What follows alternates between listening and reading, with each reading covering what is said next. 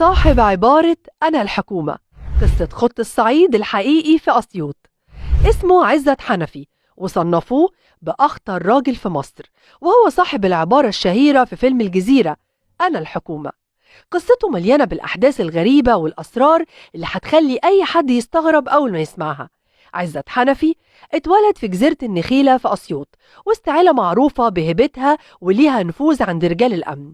ورغم كل الأحداث الأغرب من الخيال في قصته، إلا إنه هو الوحيد داخل عيلته اللي كان متعلم وحاصل على شهادة. وفترة الثمانينات كانت الجماعات الإسلامية بدأت تنتشر في المحافظات المصرية، وده خلى الحكومة تلجأ لأهل الصعيد لمساعدتهم في التخلص منهم وإجهاض أي عمليات ليهم. وكان من ضمن اللي تم اختيارهم للمهمة دي كان عزت حنفي وإخواته، وكانت قوات الأمن بتقدم لهم كل الامتيازات من دعم وسلاح عشان يتمكن بعدها عزت من بناء إمبراطوريته. بعدها بدأ في الاستحواذ على كل الأراضي داخل قريته، وقام بزراعتها بالأفيون واللي وصلت ل 270 فدان.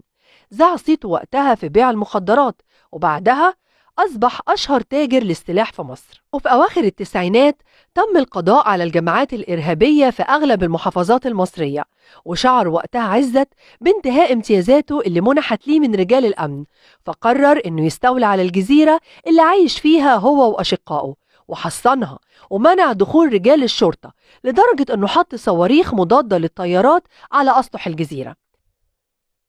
لتبدأ من بعدها الداخلية في وضع خطة للتخلص منه، فتحركت وحدات أمنية مكثفة باتجاه الجزيرة، وفصلوا الكهرباء بشكل كلي عنهم، وتم القبض عليه بعد معركة استمرت لساعات. الغريب أنه أنكر كل التهم اللي توجهت له لسنتين كاملين خلال محاكمته، وقال إن هدفه كان حماية العائلة وطالب بالبراءة. ولكن المحكمة حكمت عليه بالإعدام في الآخر، وقال عنه عشماوي اللي نفذ الحكم كان عاوز يبين إنه مش خايف من الموت، وقال لي خلص عليا على طول، ما تسألنيش نفسك في إيه والكلام ده. ولأنه كان شخص خطير، بعد موته عينة الداخلية حرص على قبره لمدة شهر كامل لمنع سرقة جثته والتمثيل بيها من قبل أعدائه.